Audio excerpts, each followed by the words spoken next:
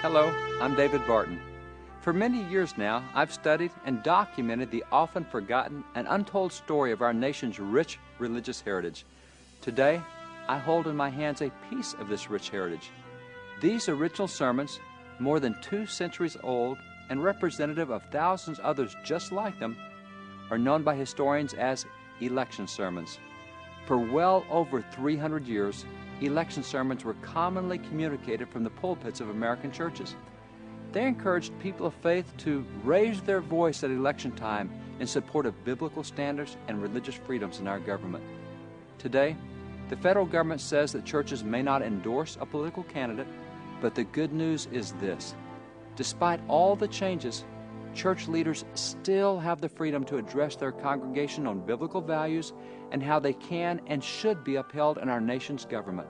And of course, church leaders can encourage people of faith to take part in their most important responsibility as an American citizen, to vote in every election.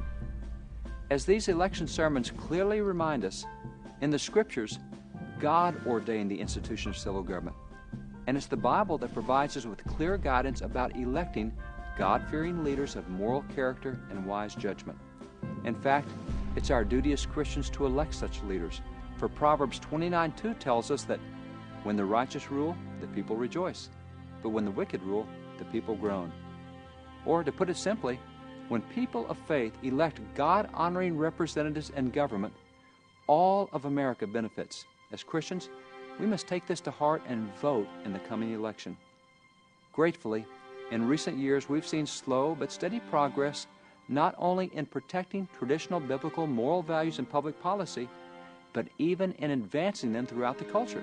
But as you know, there are still several key issues at stake, and the leaders we select in this election will affect the future of issues such as traditional marriage, the protection of unborn human life, and the right of public religious expression, just to name a few.